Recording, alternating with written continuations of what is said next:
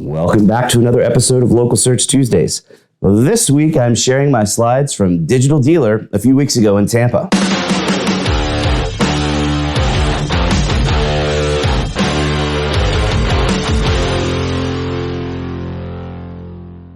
They've changed the format at the Tampa event, so this time I got an hour-and-a-half time slot to share advanced level tips for local SEO. Obviously, this one's a lot longer than my typical episodes, so kick back and get comfy.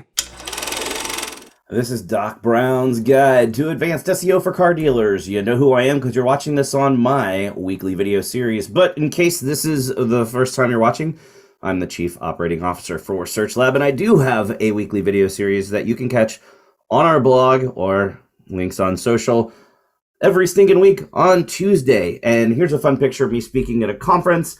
I'm lucky enough to get to speak at conferences all over the world, and that's great, but also sometimes it's a little rough because you see those speakers that aren't as comfortable on stage. They typically stand locked behind the podium, and they talk in a quiet monotone like this, and they are a little bit difficult to watch.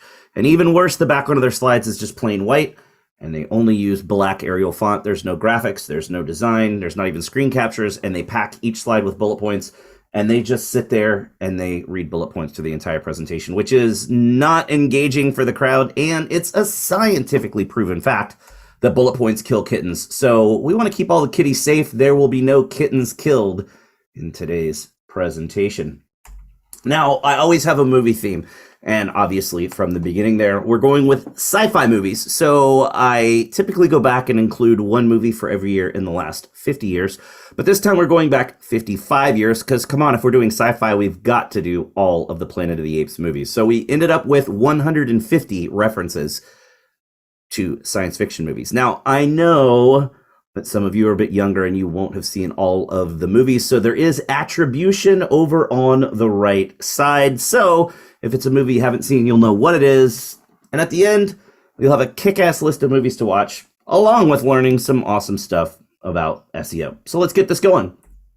Are you here today because you need a hand with SEO? Are you spending too much time looking up at competitors that rank higher in those search results? SEO is a pretty tough puzzle to crack with a lot of moving pieces. And unfortunately, a lot of dealers decide that they're just going to float along and not put any effort into SEO. But the problem with that is that if you're not putting effort in, you're going to blend into the background noise. And if you're blending into the background noise and not showing up in searches, you're going to be virtually invisible to potential customers. So that's a bad thing. But I don't want you to lose your head. There is a lot of junk out there online about SEO, and specifically about automotive SEO and what works and what doesn't, and some's outdated, some isn't, some was never right in the first place. So today I'm going to help you dig through the giant pile of crap that's out there and show you the code behind Google's matrix so you really do understand what works and what doesn't. Now, I did this presentation live at Digital Dealer, and I've been talking at Digital Dealer twice a year for over a decade, and I've been talking about local SEO every single time. And the crazy thing is that Google releases a ton of updates, over 3,000 a year typically, but the basics of what I talk about today are pretty similar to the basics that I talked about 10 years ago. So why is it that most dealers still suck at SEO and most vendors still suck at SEO? The problem is that if you're going to do SEO the right way, it takes a lot of time to do it right. And you have to really have a good knowledge level to be able to succeed. And in today's world, doing SEO isn't just optimizing for Google, it's optimizing for potential customers. Because we know that, especially with automotive, people shop around. So if people are going to be looking at the competition, it's not just about outranking them, it's about having a better website experience than the competition. And most dealers really just aren't set up to handle SEO themselves.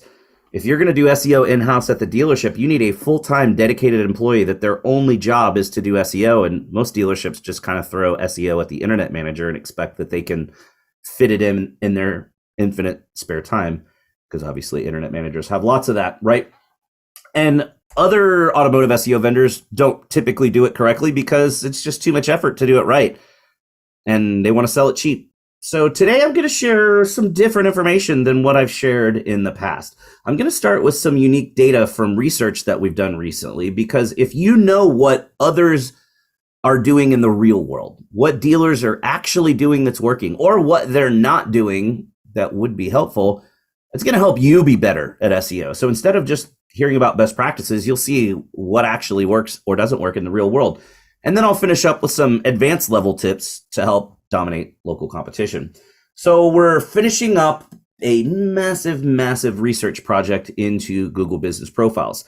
We pulled over 1.5 million data points on just over 8,500 Google Business Profiles across 3 different verticals. So we did car dealers, we did personal injury attorneys, and we did cannabis dispensaries. So if I just looked at the dealership stuff, it did pull some of those parts and service department listings. So I took those out of the mix. We only want to look at the primary dealership listing related to sales.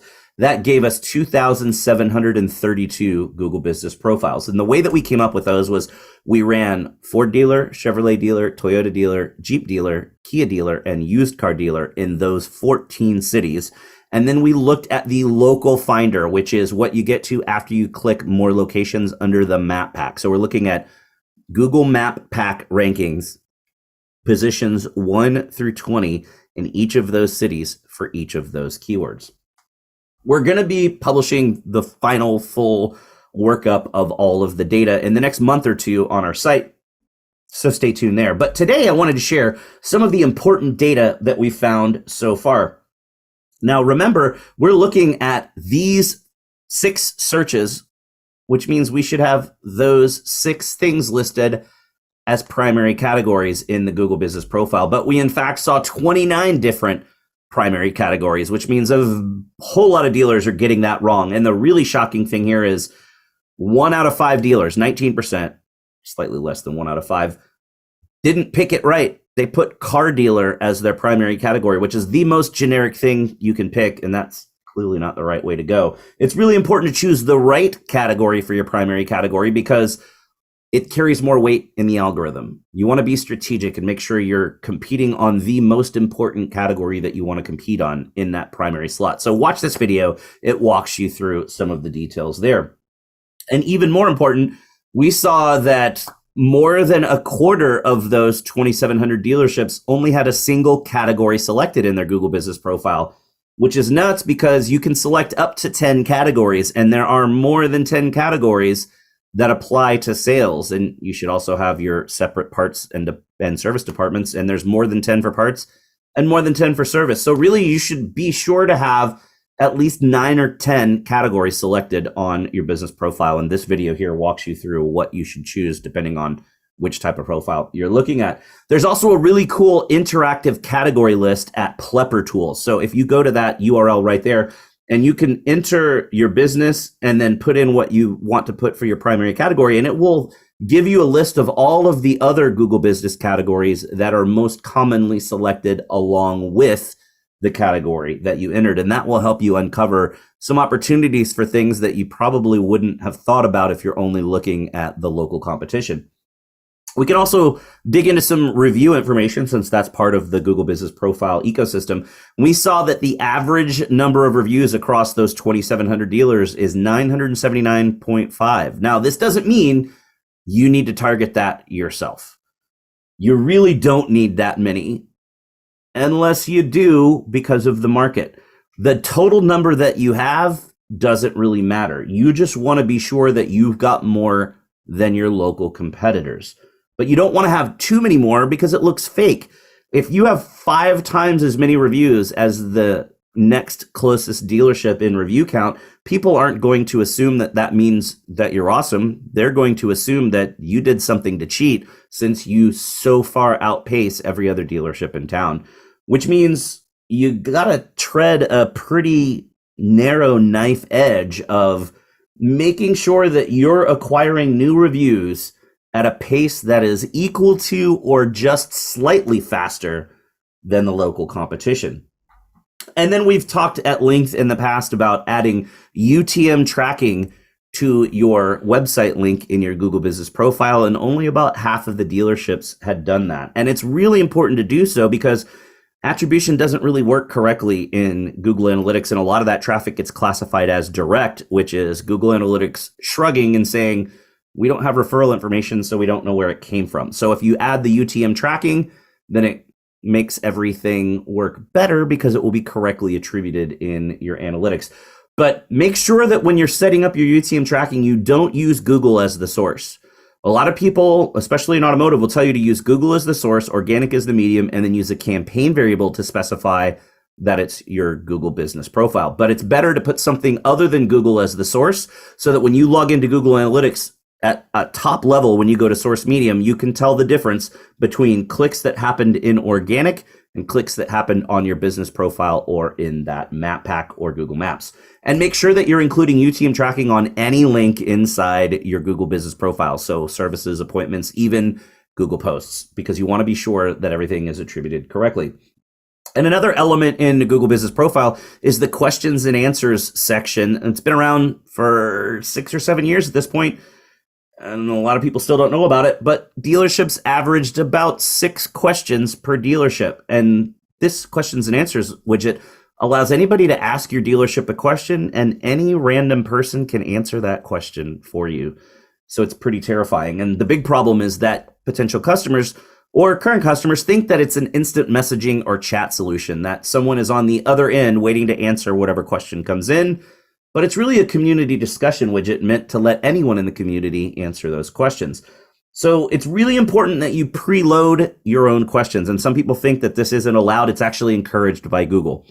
Nobody's really going to go to that FAQ page on your dealership website and read through the 40 or 50 questions to see if their question is answered on that page, but they will go ask in a chat widget or in the questions and answers widget because they think they're going to get a definitive answer quickly. So we call it a pre-site FAQ page. When you preload all of those questions, the really cool thing about the way that it works is Google will auto-complete and auto-answer those questions, and we'll talk about that in a second. The most questions that we saw in this study was a Ford dealer had 108 questions in their Google business profile. Now, questions can get multiple answers, and you want to make sure that the dealership answers that say the name of the dealership and an owner in parentheses are upvoted to be the primary answer that's displayed. Because if there are multiple answers to the question, the primary answer that's displayed is the one that has the most thumbs up. So across the average of 6 questions per dealership, we saw only an average of 1 question per dealership that the primary answer came from the owner. Or another way to put that is out of the total 16,843 questions asked, only 2,850 of those questions had a primary answer that came from the dealership.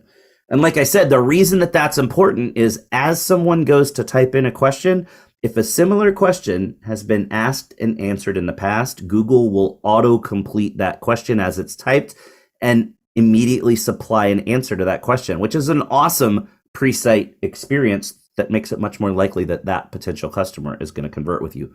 That's why you want to preload your questions and make sure your answers are upvoted.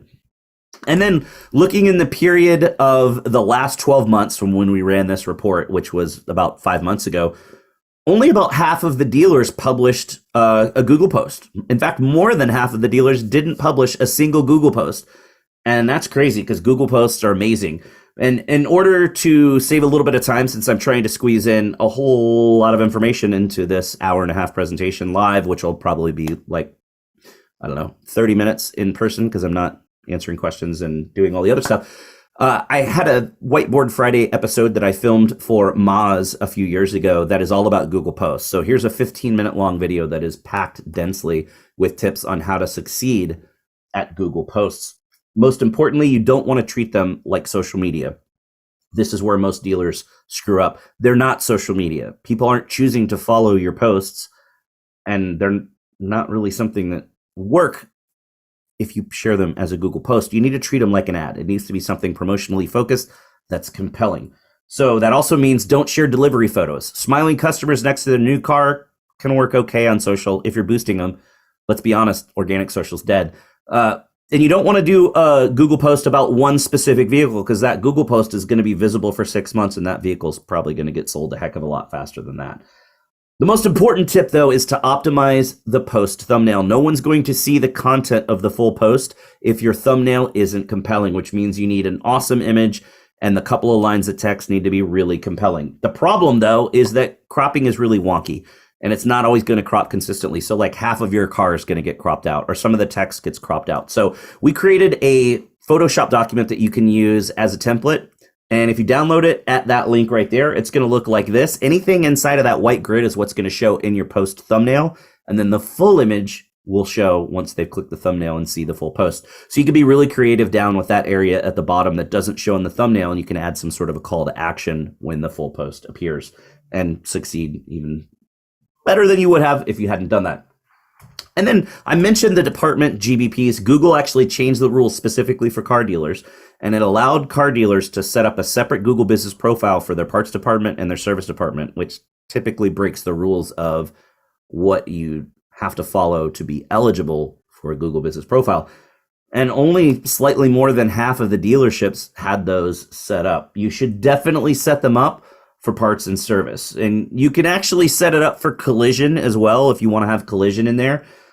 But you want to be careful and not set up things you're not allowed to set up, because that can get you in trouble. It can get you suspended or even completely removed from Google search results. So you're not allowed to set up a separate department for used car sales. You can't set up a financing department listing. You can't set up a we buy cars or appraisal or trade-in or car buying department listing either.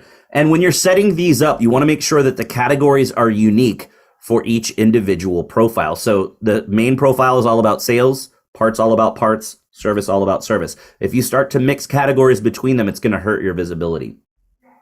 And then cars for sale has recently been rebranded as vehicles for sale. It's that live inventory feed that's displayed inside your business profile. And everyone should have it at this point. It's been out for several years. It's hugely beneficial and it's awesome for potential customers. Yet just about almost shy of 3 out of 10 dealers did not have it displayed. And in today's world, there's really no reason not to have it. But just make sure if you do have it, you're not paying an arm and a leg for it. There are some unscrupulous vendors out there that charge $400 or $500 a month for this feature. You shouldn't pay more than $75 at an absolute max. I mean, a lot of times you're just going to get it for free with most of the vendors that you're working with. Now, we also have some other cool data to share from an SEO audit scoring matrix that I use at 20 group meetings, and I've been using it at 20 groups for years. And I also use it at conferences. So anyone at a conference that wants to get their sites scored to see how they compare, or potential partners, dealerships that we're considering working with or that are considering working with us, we're also going to run the matrix on them. So I decided to collect all of the scores that we've done since the beginning of last year and aggregate and analyze all of that information. So that ended up being almost 700 dealerships that we've scored. Now, it's basically a mini SEO audit, and it looks at the 4 major areas that influence your visibility in local search results, which is the content on your site and how it's optimized, the links pointed at your website from other websites, your Google business profile and how it's optimized, and your reviews on Google and Yelp and how you respond to those reviews. Those scores are then weighted to approximate the importance of each of those areas to Google's local algorithm. So the on-site score is a maximum of 44 points. So out of 100, it's almost half of the total score that you could possibly get. And then the link score is only a maximum of 10 points. It's important, but it's nowhere near as important as your content. And then your Google business profile, obviously hugely important. So that's 32 points out of 100. And then your review score maxes out at 14 points out of 100.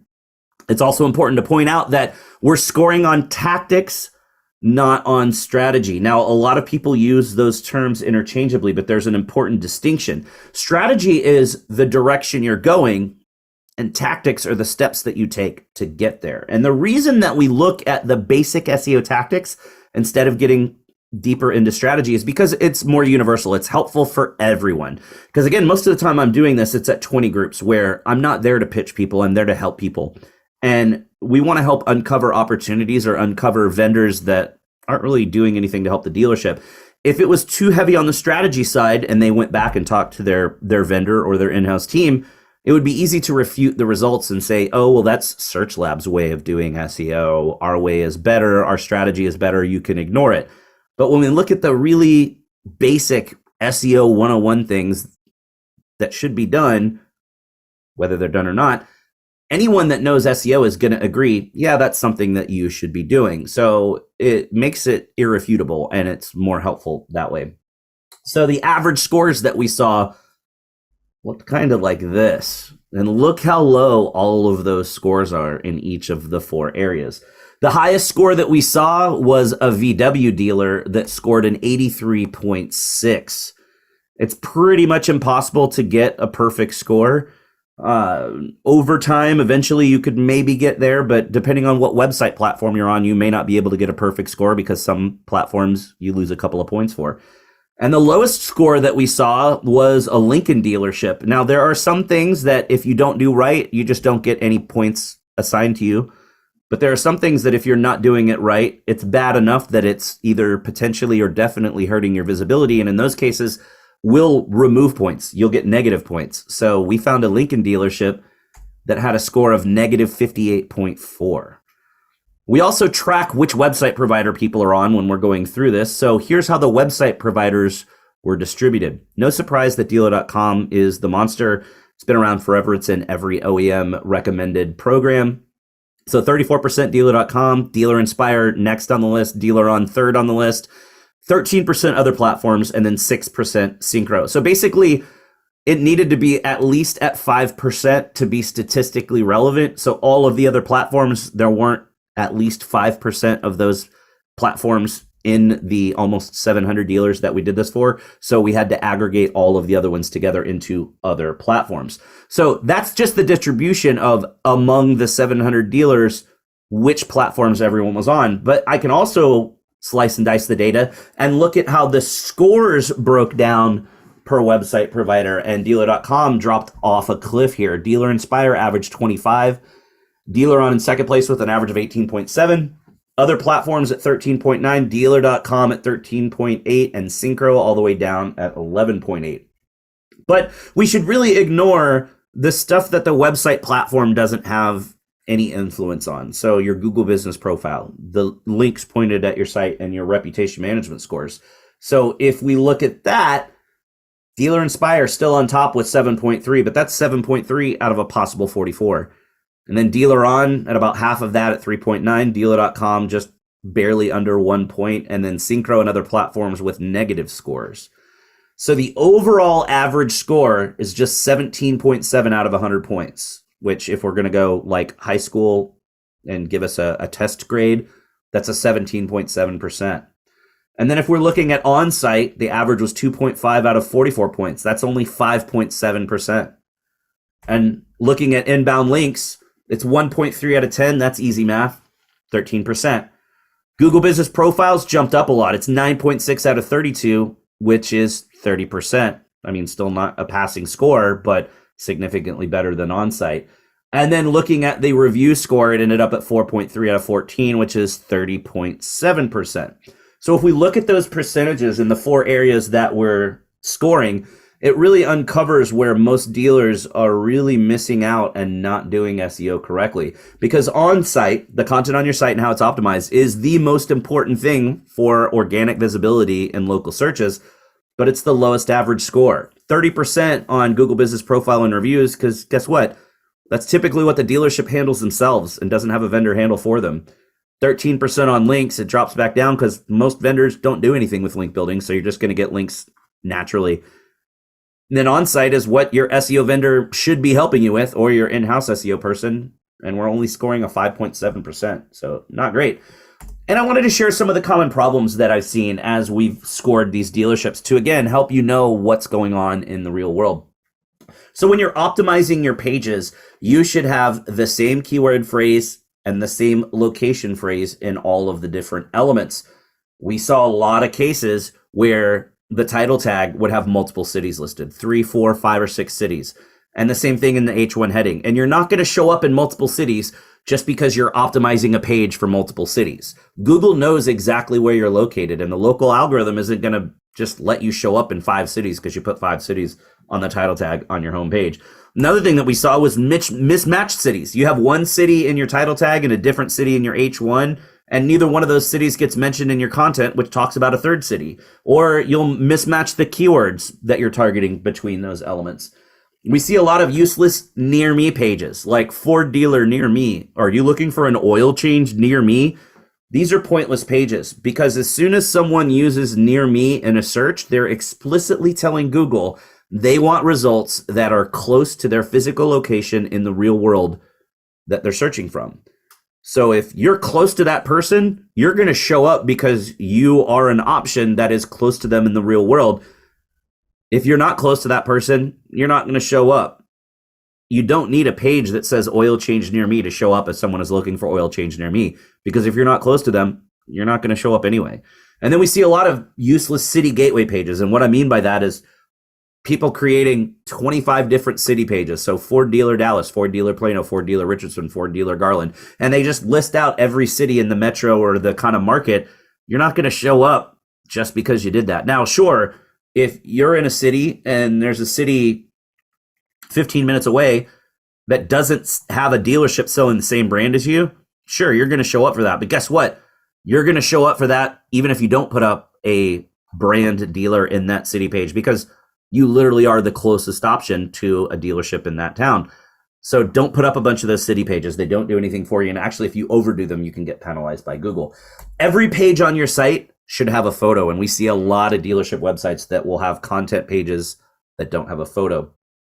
And like I said earlier, you shouldn't ever treat Google posts like social media. We see a lot of really bad responses to bad reviews. You got to realize when you're responding to a bad review, people want to see how you handled the situation. So you need to write an honest, awesome response to that review so that everyone understands that. So anyone that's watching this recording, if you would like to get your site scored, we're happy to do that for you. So just grab your phone, pull out the camera, point it at that QR code right there, and it'll take you to a form that will then let you give us your name, your email address, your website URL so that we can then score your site, and then we'll hop on a quick call to walk you through our findings and let you know how you compared. Now, before we talk about what you actually need to do for SEO, we should talk a little bit about the broken system. I travel and speak at conferences all over the world, and automotive in the US is the only vertical where you have a manufacturer that gets to dictate what the actual businesses can use for their website and for their digital marketing. And it's definitely not in your best interest to use one of those OEM approved vendors, because they have to work with any dealership that wants to sign up. So guess what? They're probably working with one of your competitors. And in some big markets, there might be 5 or 6 dealerships using the same vendor for SEO. And guess what? There's only one number one in that market. And they also have to give a portion of that monthly fee to the go-between, whether it's Shift Digital or Internet Brands or Ford Direct or whoever that might be. So guess what? The only way to make up the loss in profitability is to stack on even more dealers to each team member. And the largest provider, not to name names, if you were to go talk to their SEO team about how many individual dealerships they have to work with each month, each person on the team is going to average out at over 100 dealers a month. There's only 160 hours a month of workable time. So that means you're getting, after your phone call with them, maybe 20, 30 minutes of work. How's that going to help you? They're also locked into very specific packages. Once you get in, it's very difficult to adjust what it is that you're offering to the dealers that you work with. You have to offer exactly the same packages to everyone. So that means they're giving the exact same cookie cutter SEO service to every dealership that they work with. So if you're a Ford dealer in Dallas, which is the most competitive Ford market in the country, you get exactly the same SEO strategies and tactics that are being used on a Ford dealer in Wyoming that doesn't have another Ford dealer for 150 miles in any direction. And those are two vastly different situations that need completely different strategies and tactics. So OEM providers not really going to help there. How is any of that good for your dealership? Now, I do like to point out here, though, with co-op, the co-op system is kind of designed to force you to use those vendors. The one really good thing that Ford Direct does is they let those dealers co-op anyone, whether they're in the approved list or not. So that's really smart. Kudos to Ford Direct for that. If you want to succeed in today's world, you got to have a customized strategy, because each store is unique and each market is unique. And those OEM approved vendors are using the same strategies and tactics that they've been using for years. And Google releases thousands of updates a year. So how are these outdated strategies and tactics going to help you? And most of those vendors do traditional SEO. They're targeting Google's regular algorithm, not Google's local algorithm. If you were going to graph out the signals that influence visibility, there is some overlap between the algorithms. It would kind of look like this. But if you're working with a vendor partner or have somebody in-house doing traditional SEO, only the little green bit there is benefiting your visibility in searches, where if you're doing local SEO, 100% of what you're doing is benefiting your visibility in searches. And it's important to understand that distinction, because the local algorithm truly is a different algorithm. It's completely different, even though some of the signals overlap. But it's more complicated than regular SEO, because there are additional signals involved that you don't have to really worry about with regular SEO. And as a car dealer, you 1000% need to be doing local SEO and targeting that local algorithm. And we know this because we can check it. Anytime you do a search for something related to a car dealer, it's automatically localized, even if you don't specify that you want localized results. So right here, I just searched Ford dealer. I didn't say near me. I didn't say nearby. I didn't specify a city. And look, Google gives me a map pack and shows me the 3 closest dealerships to my physical location when I did that search. So as you're targeting this local algorithm, it's also important to understand the potential places where you can gain visibility. Where does the local algorithm power search results? Obviously, the map pack, like we just looked at, that's the clearest indication that the local algorithm is at play. But down below, you can click more locations, and that takes you to the local finder page. Now, the local finder page takes you beyond just the top 3 and shows you everything in the local area that matches the intent of your search query. You could also go directly to Google Maps, which looks very similar to the local finder, but typically has a tighter radius of visibility, because most likely if you're searching inside of Google Maps, your intent is to drive to that location. And then below the map pack, you've got all the organic listings, but it's not standard algorithm power here. These are also localized and powered by that local algorithm. And I like to boil things down to simple concepts. So the easiest way to understand how local SEO works is to talk about pizza delivery. If you're sitting in your office at the dealership and you type 2 words into Google, pizza delivery, you'll get a list of all the pizza spots right there by your dealership. But then you could go home tonight and try the same search at home with the same 2 words, pizza delivery, and your search results are going to be totally different.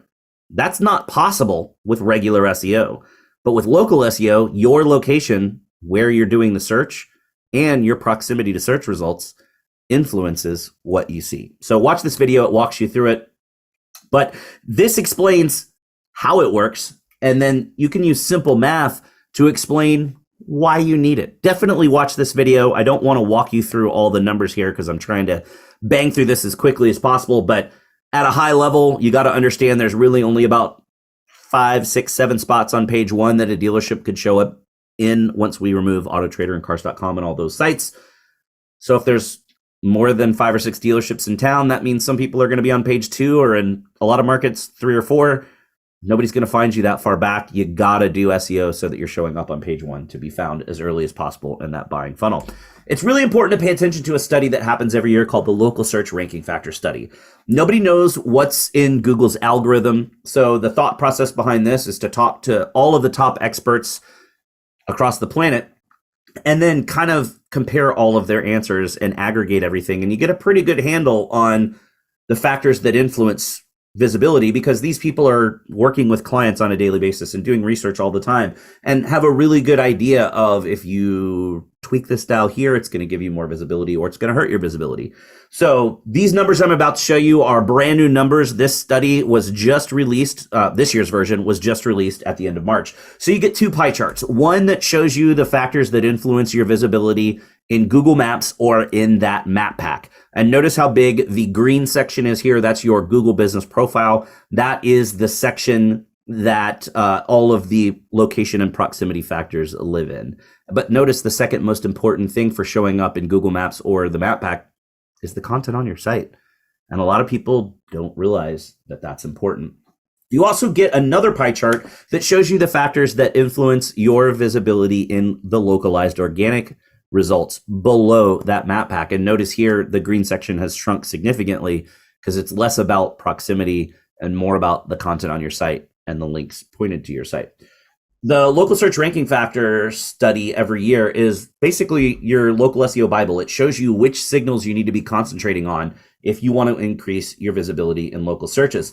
So again, boiling things down to simple concepts, Google is really just a pattern detection program. So when you're doing SEO, you're giving your dealership a more attractive pattern, but it also helps the user experience on your site. Because like I said, people are going to shop around. So you need to have better information on your website and a better website experience so that people will remember you, because they very rarely will convert the first time they come to your site. They're going to come back and convert later. So another way to think about it is that you need to give those potential customers a better reason to visit your site and then to come back in the future. Because if you're not doing SEO and you've got the same generic BS content as all of your competition, why is anyone going to care and come to you?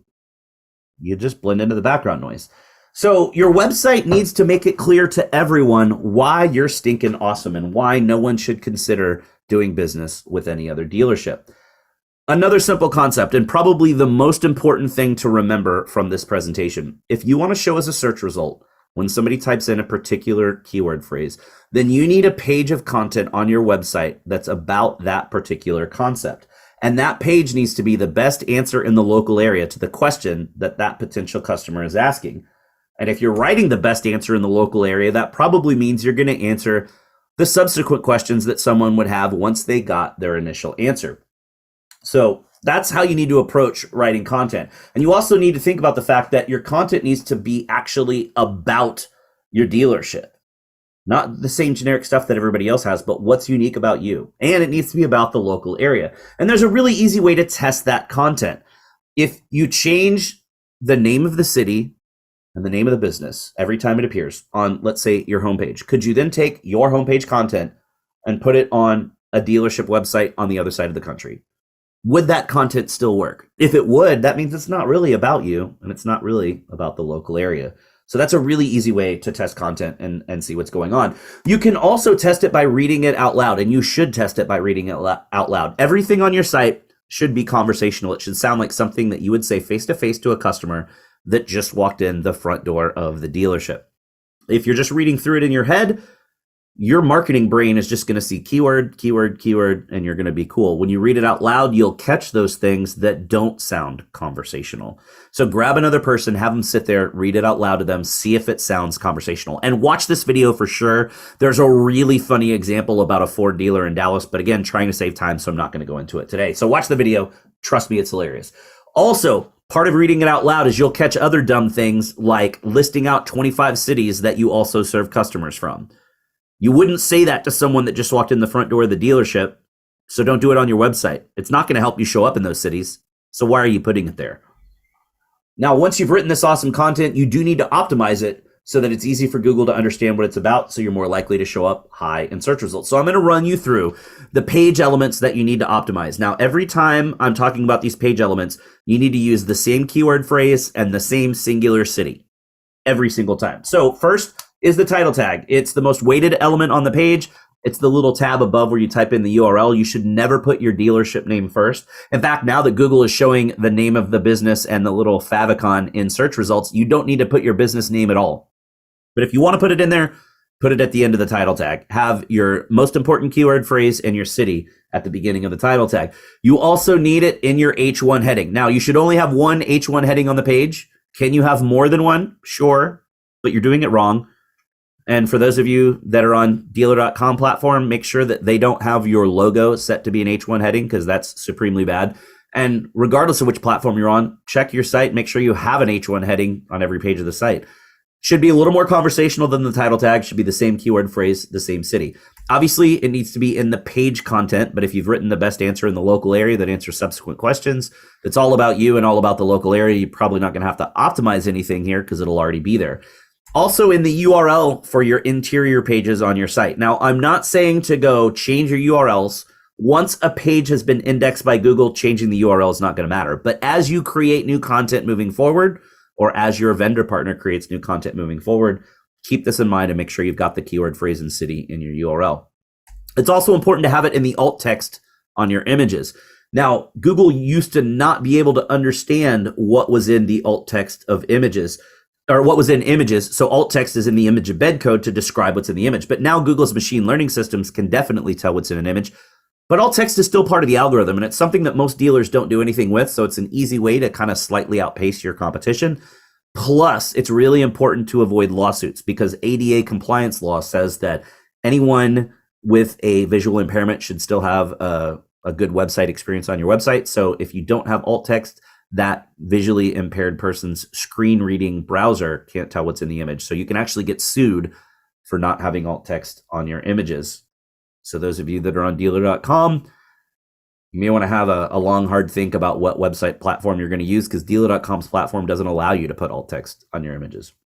And then on your meta description. Now, the meta description is what populates those couple of gray sentences underneath your blue link when you show as a search result. It doesn't matter for ranking, so you don't want to shove in a bunch of keywords, but think of it like an ad because if it shows up underneath your blue link and you've got something compelling, you're more likely to get click-throughs.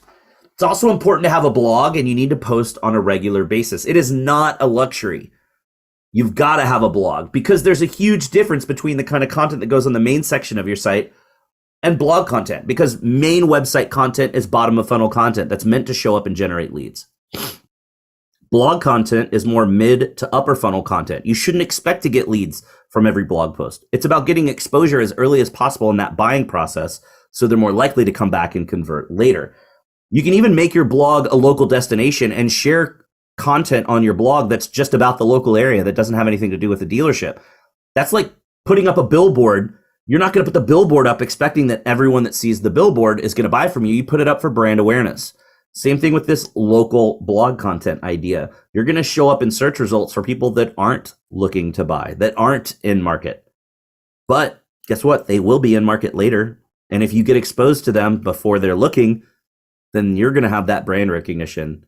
And it's going to help you build more local relevancy, which helps you get more links and helps you outpace the competition. So it's really important to do this. Now, if you're not sure what kind of stuff you might write there, it's really easy. Just watch my video. I walk you through 10 different concepts that you can use as a springboard to write your own local informational blog posts. Now, everyone always wants to show up in the city 15 minutes away, 20 minutes away, 45 minutes away. But before you go and try to get your dealership to show up in searches in other locations, you got to make sure you own your backyard first. And what I mean by that, you got to have a solid enough SEO foundation that you are dominating search results where you're actually located, the city that's listed on the address of your dealership. Once you're showing up well in your location, then you can try to expand into other areas, but don't try to do it before you're dominating your own area. Now let's move on and talk a little bit about inbound links. These are links from other websites that point to your website, and they're really heavily weighted in the algorithm. Because we're talking about the local algorithm though, you want to get links from local businesses and local websites. Now, link building takes a whole lot of time. It is a major time suck. And that's part of the reason if you're doing SEO in-house at the dealership, you need a dedicated staff member who can spend the time to do it right.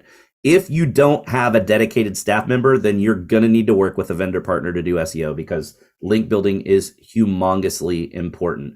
The problem, though, is most automotive SEO vendors don't do anything with link building. And that'd be kind of the equivalent of me coming to buy a car from you and you sell me a car without an engine. Sure, I bought a car, but it's not going to get me anywhere. It's really easy for car dealers, though. If you get involved in the local community, it's easy to get local links. And guess what?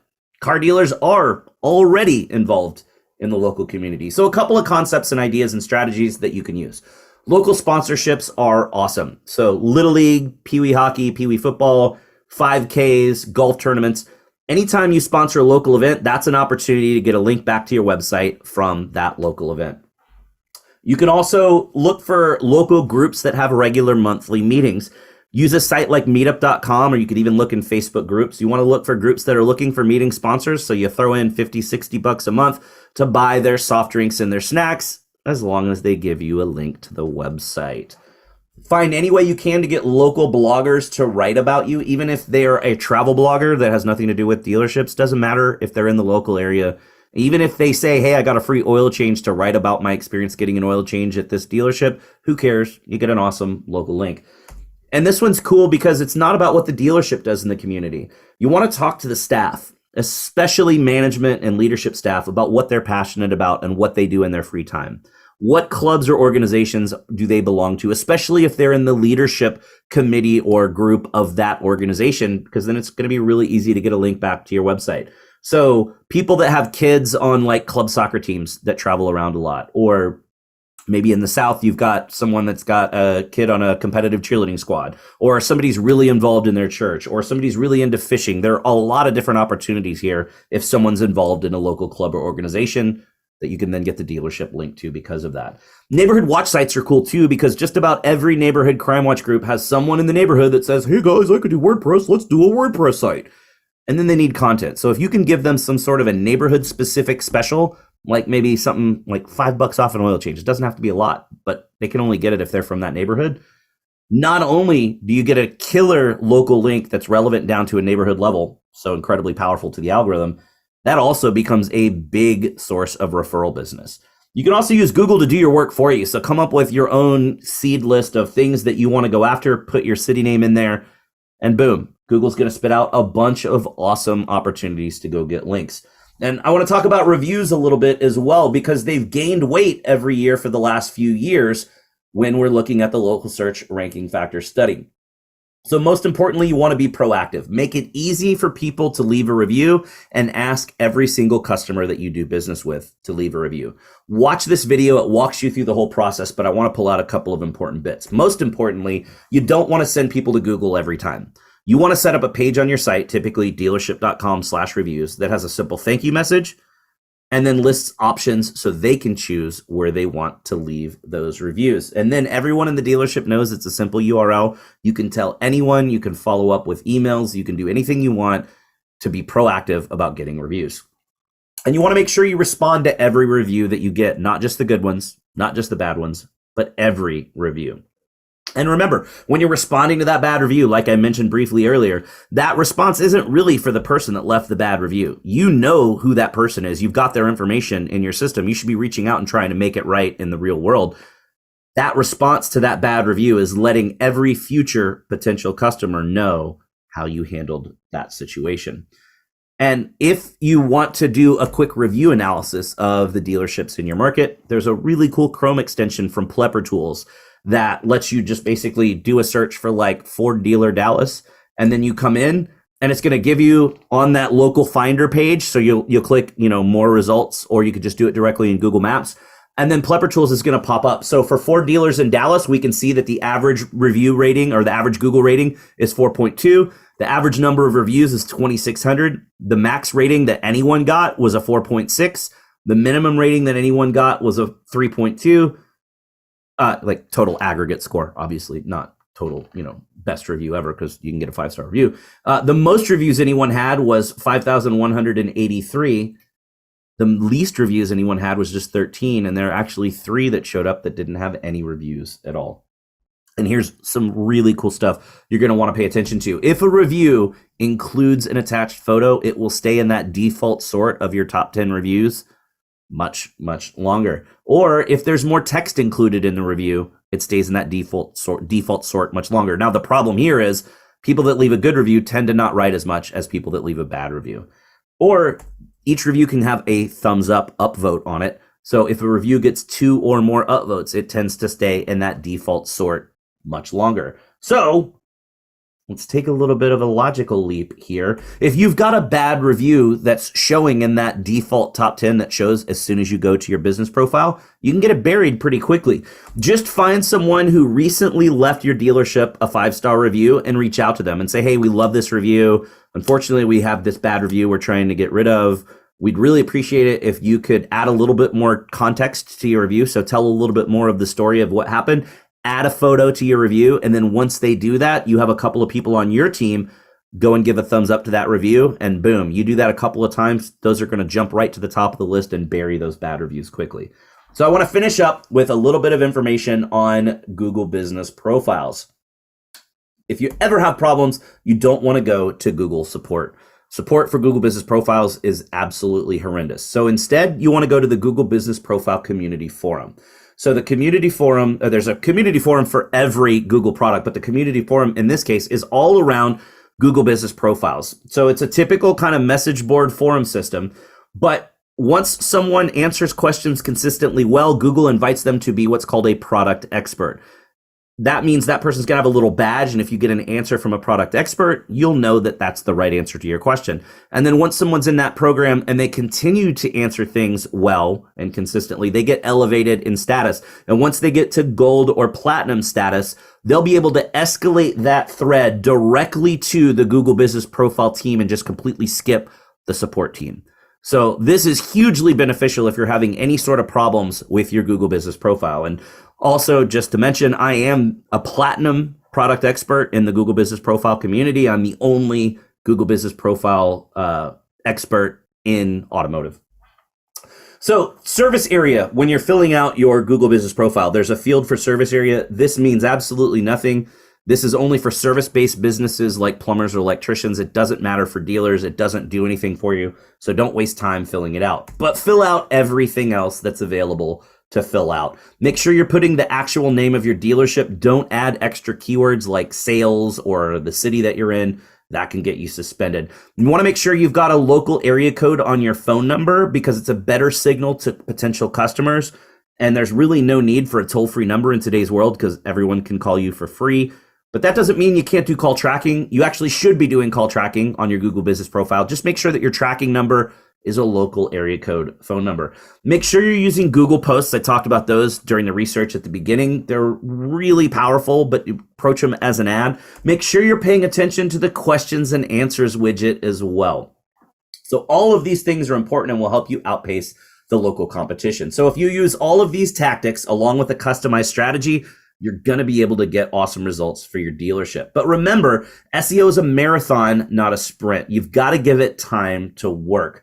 So really, you should expect to start to see some traction and things start to tick up after around 6 to 8 months. Now, this is because the things that you're doing today are influencing your visibility several months in the future. So you got to give it some time. But then you'll start to see the really big results after 12 to 14 months. So thanks so much for watching today. Hopefully that massive brain dump that I went through, actually this is about 50 minutes in, and this was an hour and a half presentation live. So I went really fast. I hope I didn't explode anyone's brains. And for those of you that haven't seen Scanners, it really does explode that guy's brain. But the truth is out there about local SEO. I've given you the keys to success, so you'll be able to break out of your shells and do better marketing so that your dealership will live long and prosper. Thanks so much for listening to Doc Brown's Guide to Advanced SEO for Car Dealers. There's my email address. If you have any questions, feel free to send me an email. I've got an open email policy. I will always answer and reply and help. And if you'd like a copy of the slides, I'd be happy to send those to you as well, because at the end, there is the full list of all the movies by order of release date. Thanks for watching. Thanks so much for sticking around to watch the whole presentation. That's definitely all the time we've got left for this week's episode. So you know what that means. Put your hand on the screen right here. We totally just high-fived because you learned something awesome. Thanks for watching, and we'll see you again next week for another episode of Local Search Tuesdays.